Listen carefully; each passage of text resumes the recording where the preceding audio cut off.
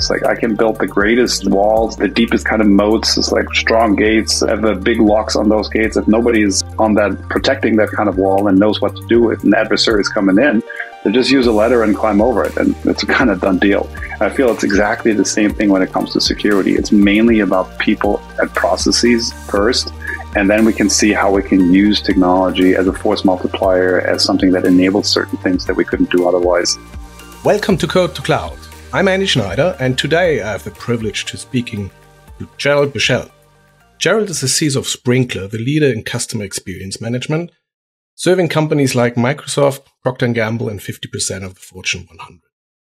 Gerald has nearly 30 years of experience in IT, having served in leadership roles at companies like MITRE, Demandware, and LogMeIn, and he's also a cybersecurity consultant and advisor. Gerald, welcome to the show. Thank you so much, Andy, for having me. It's a privilege to be here. So let's move to your current role at Sprinklr. So what is the scope of your responsibilities right now, or how would you describe your current role? I am responsible and accountable for building and maintaining a security program that supports the requirements set forth by our customers, in some cases by regulators or other entities, for Sprinklr, for what we have to deliver as part of our services and as part of our us being a public company. So that encompasses having a good understanding of the back office of the company, the corporate IT systems, the enterprise applications, how they fit together. It's like what's happening there. It's like how the overall environment is set up and run. But it also includes us being a SaaS company, our production environment, from ideation through development, through testing and initial deployment, through the productive life cycle monitoring, ultimately to retirement of the versions that we have. So it's like it really covers a very, very broad spectrum. Product security, it covers detection and response and the security operations. It covers also customer-facing support from a security perspective. It addresses risk management, compliance, overall governance and system of the company. It includes training, exercising, and ultimately crisis communications if something goes haywire. And it has to be tied together through a sensible program management approach that really makes sure that we keep things on track. So the scope is really, quote unquote, the company or the ecosystem that we create with our partners and with our customers. We work with a lot of partners, so we have to make sure that we understand vendor risk posture, partner posture, et cetera, in order to make sure that we end up at a place where we can stand behind our product from a security perspective and data protection perspective. From an, let's say, infrastructure perspective, are you a pure cloud company, or do you also have like on-prem environments still? We are pure cloud.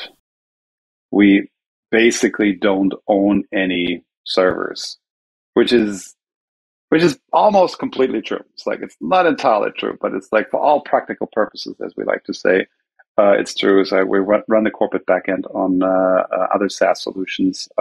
We run our production infrastructure on appropriate public cloud providers. So from that perspective, we really only own a few network equipment boxes in some of the office facilities. We own some laptops, of course, as well, some mobile devices, and that's pretty much the extent of where we are, which makes it very interesting. So, if you look at your current CISO role, that is really covering like the whole range of security, like it sounds. What would you say are your top priorities or concerns? Usually the expectation is to hear, well, it's like I'm really most concerned about identity and access management, or it's like patching or whatever else, right? I think the first and most important thing from an organizational perspective, and I see myself as someone who really lives not only in some technology world, but is really part of the overall larger organization. In that role, I think the the most important aspect is to help and foster a security culture that is driven by our employees, by our contractors, by our larger ecosystem, and really instills what I like to call a culture of security instead of like focusing on one specific technology area or another. Obviously, it's like we are a technology company, so we have to deal a lot with technology as an not only as an enabler, but also the subject of our security program. But at the same time, I love to go back to what we were saying before. It's like people, process, technology, and really keeping it in that order. It's like I can build the greatest walls, the thickest, the deepest kind of moats. It's like strong gates. Have big locks on those gates. If nobody's on that protecting that kind of wall and knows what to do if an adversary is coming in, they just use a ladder and climb over it, and it's a kind of done deal, right? I feel it's exactly the same thing when it comes to security. It's mainly about people and processes first, and then we can see how we can use technology as a force multiplier, as something that enables certain things that we couldn't do otherwise. So when you ask me what's your what keeps you up at night, it's really making sure that all of our employees, all of our customers, all of our partners are enabled to do the right things when it comes to a security perspective, that we are doing a good enough job as a security team to educate, teach, identify issues, and then help fix them. I think that is really what keeps me up at night. It's like that we're really staying on top of that game. Yeah, absolutely. Culture eats everything for breakfast. So, and people are the most important part of the culture. What are you doing to enable people doing the right things? Well, as the saying goes, education is upstream of culture, right? So it has to start with the education, and I think that is really a very important aspect thereof. If security education for a company or organization consists of a quarterly or annual set of 10 slides presented in some boring computer-based training where monotone voice drones down, it's like that you have to be better with your passwords. This is not really sticky, right? It's like, I mean, do we have to do this sometimes? Yes, unfortunately, we have to do this. There are people that still believe that this is a great way of doing security. So it is probably part and parcel of that. It also addresses some areas where people are not necessarily have not been exposed to that before. It's like, but being exposed to it for the 20th, 30th, 40th time is like, okay, it's like I'm not really getting a lot out of it. So I think one of the key areas is that you have to make sure that you really have training and education in context of the work that of the people that you're trying to train and educate, right? So a classic example of what is actually a good way of educating, from my perspective, is phishing training, right? It's like if you really send out realistic phishing emails into somebody's mail client that they're using in some form or another, in order to figure out like how well they are trained to identify a particular fish, and that is really very contextual. It is very very applicable to the security problem at hand, and it also offers the possibility of instant gratification or instant training if something goes haywire. Somebody gets a phishing email, they click on the link that we want them to click on. It's like you can pop up a screen saying like you've just been phished. It's like here's like a 5-minute reminder how you can better identify phishes. That makes it much more tangible. But it's also true for if you go in and have gamification of development through CTFs, for example, or through other hacking kind of contests. It's also true if you can gamify through red or purple team exercising.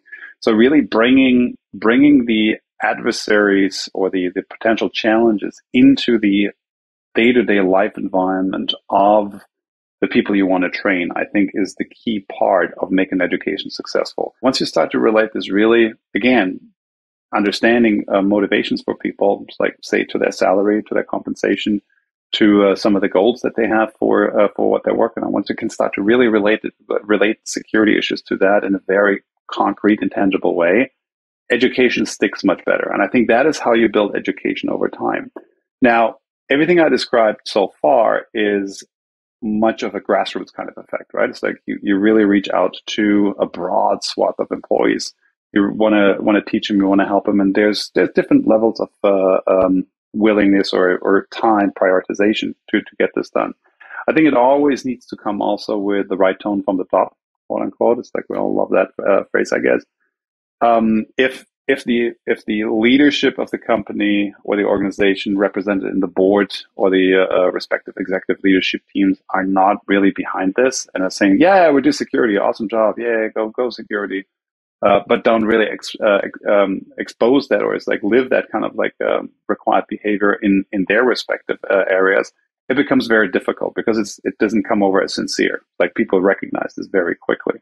So I think, from my experience, the vast majority of senior leaders, executive leaders, board members do fully understand the importance of security. Also, awareness campaigns, and the successful ones usually were these ones that were tangible and where it related to them and was relevant, specifically relevant. Yep. So I've seen that with generic awareness campaigns where you just, for example, do OWASP training in, let's say, for a specific language, a specific vulnerability, and the developers say, that's awesome, that's great, but we use a different language, full stop. And you lose their attention. So I really like that, having that, making that tangible, and it must be relevant for them. Totally. And I think that's the point also where we get into the discussion of making security relevant from a business perspective. And we're all, it's again, it's like, it's such a commonplace. Well, it's like security should really not be a cost center. It's like, it should be an enabler, blah, blah, blah. It's like, everybody has to see this, that, and the other.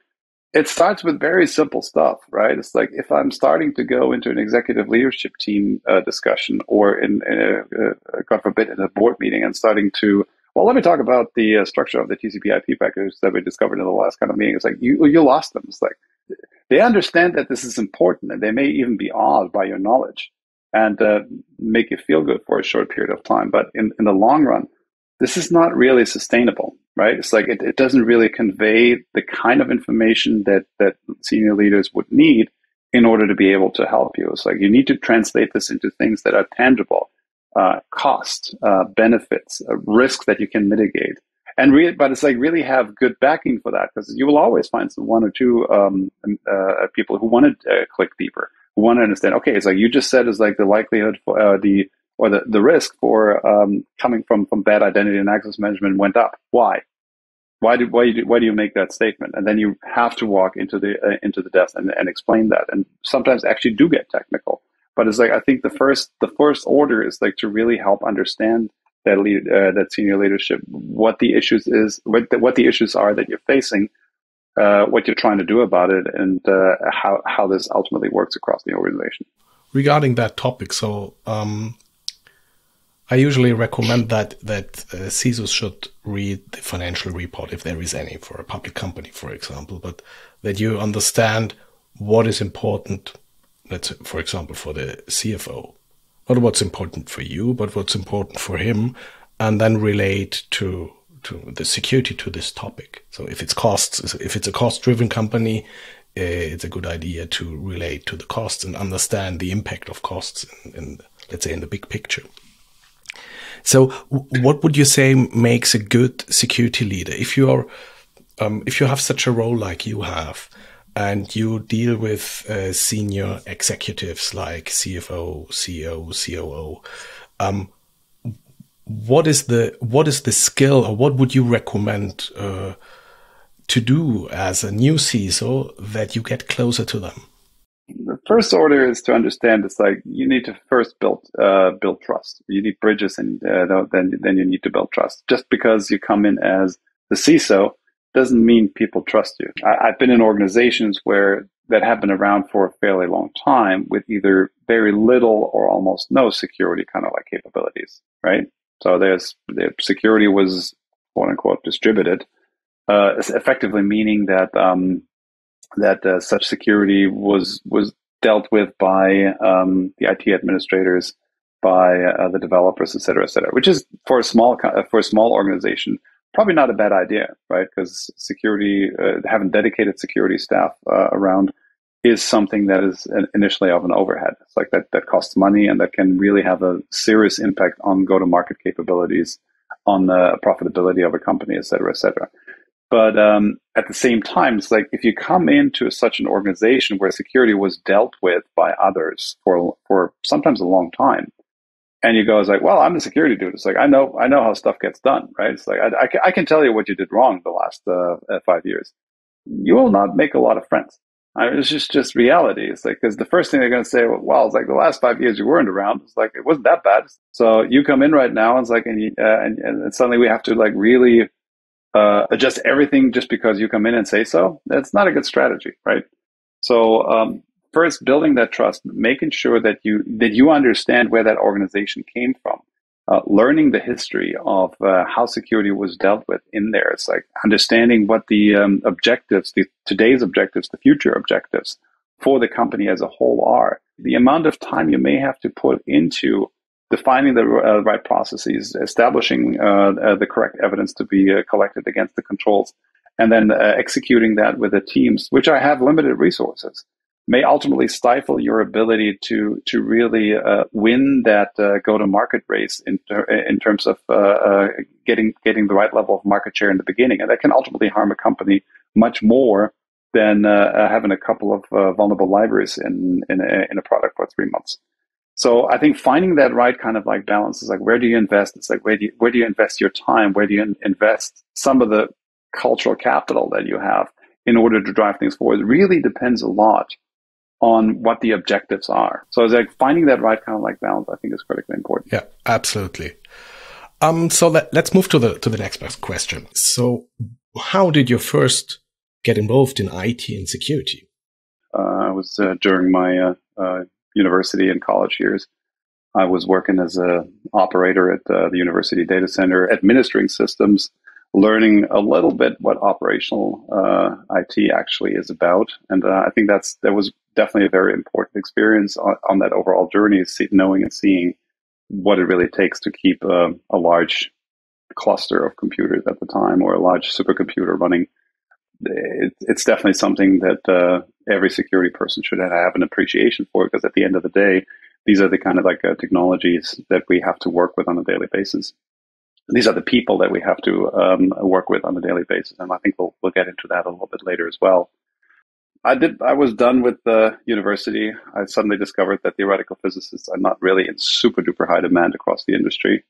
And my choice was either just basically stay at the university or find something else to do with my life. At the time, it was the big .com bubble that was coming up. So there was plenty of jobs in sales and pre-sales available, and not really knowing what I was getting myself into. I mean, dude, a theoretical physicist, right? It's like I know paper and pencil, and it's pretty much it. But I got into this kind of like a customer-facing role, which I think was one of the most important steps in my career, quite frankly. It's like being somewhat of an introvert myself, being somewhat more focused on theory and stuff like that, is like suddenly I had to really deal with actual customers, real-life business problems, real engagement with the field, understanding the sales process, et cetera. And I think that is something that pretty much everybody who's in security should at least have a certain level of appreciation for. If you are in that field, if you are in security and you have a chance of doing a stint as a sales consultant or something similar, solution architect, I highly recommend doing this, because it definitely does help you sharpen your customer skills, helps you appreciate how revenue generation works. And I think that's mid and long term pretty important for that journey. I continued on in various kind of research positions. There's a lot of interoperability requirements around security, so I naturally got drawn into that kind of like general direction. Ultimately ending me up at MITRE. For those who don't know MITRE, it's a nonprofit organization. So I've been in there. It's like learned a lot, not only about interoperability and identity management, but also about security in general. Haven't done that. It's like I was like, okay, this is really interesting, but it was slow work. It was very diligent. It was very deep, but it was slow. And I was like, hey, I want some action. I want to see something with what's going on in the world. And then transitioned through that to Demandware, which at the time was just past an IPO. So they were looking for someone to organize their security world, and asked me if I had an interest in joining as their security officer. So like, you know what? I haven't done this before. Why not? So that's how I got into this kind of like general field overall. So my recommendation, how do I become a CISO, is I would say it's like, do not focus exclusively on understanding and learning the latest and greatest gadget. That's important too. It's like, I don't want to de-emphasize that, but you really also got to have to develop an understanding for where security lives, what the objectives for security programs are, and how you can ultimately explain and eventually even sell that to some of the people you're working with. One thing I'd like to follow up on is that sales part that you mentioned. So I wouldn't say that everyone is more an introvert person if you're in security, but we have that tendency in technology in general, I think. And I believe what we miss is selling ourselves internally as well, not just externally, but also internally. Did that help you, that you had that experience learned that on the sales side? There's a couple of thoughts that came through my mind as you were saying. It's like security people being frequently introverts. I think that's true for a bunch. It's not true for another. If you are more on the introverted side, I think it does help if you have been forced throughout your career to stand in front of like 500 or 1,000 people and then give a sales presentation. Maybe even a sales presentation about something that you're not super comfortable with as far as the content goes.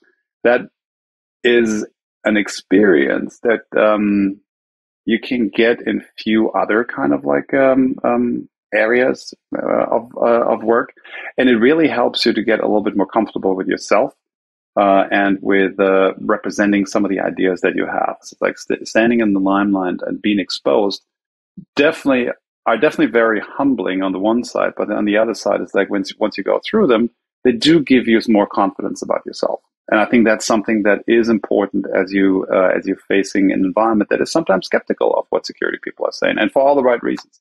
Like I really want to make sure that that we understand that when security as a discipline or security analysts, CISOs, are questioned in their judgment, that's an absolutely valid and important kind of process in terms of arriving at a good security posture. Because I don't know everything. It's like I know a little bit. It's like I know a bunch of very smart people who can teach me good stuff. But it's like being questioned about where I stand, being exposed in a large kind of audience, or in a very tight, very very tense customer negotiation, for example, as well. It's like, hey, it's like things went really south with the system you sold me last week. What happened? It's like those kind of like situations are easily transferable to what you will eventually experience in security leadership roles as well. So being prepared for that by working in customer-facing environments is I think, really important. The other thing that this also does, from my personal experience, is it helps you build a little bit your empathy muscle, right? I mean, it's like you are working with people whose livelihood, sales account executives, sales reps, their livelihood may depend on that next deal going through or not. It's like it can be a make it or break it for them being able to fully fund their mortgage payment next month in dire situations. Having an empathy for that and really understanding what's at stake for them is something that again humbles yourself a little bit and also gives you perspective in terms of like what is important across the board or not. All those are skills I feel that are really important in the security space, and that ultimately help you also to quote unquote sell yourself. But I really like that. I remember the best managers that I had were not talking about much. They were listening and asking good questions, and were not on the forefront. So they were not like the rock stars, but they were the real rock stars because they were able to really ask the right questions and enable people doing the right things. A specific one I really like, because I like to talk about failures. So I will reveal, I think I will do that in every episode. I will reveal a failure that I did in the past. So, as we both have a background, so you spent some time in Munich at university. I originally come from Munich. So in Munich, I was working for the Bavarian Central Bank at mainframe. So even if I'm not looking that old, I started really in the dinosaur space of technology. And one time I restarted as a really young programmer. I restarted the test system, but actually it was not the test system. It was the production system, so I brought down the core banking systems of Bavaria, of Total, so everything went down. It was my shortcut to the CEO. So this was my failure. I learned taking a second look at where to restart a system. Do you have a funny thing, or maybe even something more serious to share, where you really learned something from your past experience? Totally. It's like, let's start with a funny thing first. It's like one of the jobs that I had similar to you was like, it was actually also in Munich for giggles, was to do backups for large computers. It's like it was at the time, it was a Cyber 2000 control data. It was a lot of fun. We had backup tapes, and at the time it was still necessary to enter the serial numbers of the tapes in the right order that we were stacking them into the robot. If you made a mistake there, you ended up going down and restarting the backup from scratch. I learned the hard way that it's like I really double, triple, and quadruple checked, because it took about 15 minutes to get that stack of tapes done. But it's more of a kind of like anecdotes. I think one of the areas that was really interesting for me was making the transition from an environment which was much more focused on on-prem co-location kind of space into cloud space.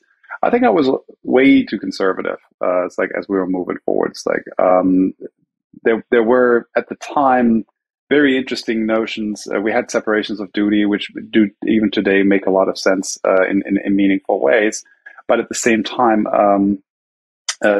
separation of duty in a cloud environment can sometimes be different, or like in a highly dynamic agile development environment can be different than in a traditional waterfall kind of like scenario.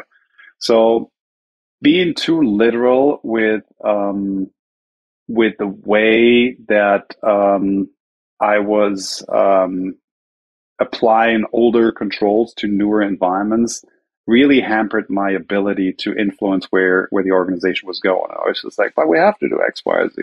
Yeah, but that's not how it works. But it's like, we still have to do this. So I think the need to be very mindful on the one side, but also very flexible and forward looking with regards to like, what are we really trying to achieve here when we have a control set, is super important. There has to be a flexibility that you have to really apply things appropriately instead of like simply taking them for granted. I made that mistake probably more than once, and I'm trying to learn from that. Thank you, Gerald. This was really a fantastic episode. So I have to wrap it up. I could spend even hours discussing your 30-year experience and diving deeper in the interesting parts that you did in the past. So I really enjoyed it, especially your advice in the end. So not sticking too much on how things have been done in the past, but really rethinking them, what you really want to achieve for the future. I think this is a great advice for everyone who also wants to start in security, or maybe is transforming, for example, to the cloud, and there are ways to do security in a different fashion. That's it for this episode. I hope everyone liked it. And if you have questions, or if you want to stay in touch with us, then you can check. Can they get in contact with you? How's the best way? Would it be LinkedIn, Twitter, or something like that? Find me on LinkedIn. Yeah, find me on LinkedIn. It's like you'll probably find me pretty quickly. Very good. It's the same for me. You can best find me on LinkedIn. For me, that's Andreas Schneider on LinkedIn at Lacework, and Gerald Beuchelt is at Sprinklr, and you can find us on LinkedIn. Happy to connect with you, and hope to see you next time.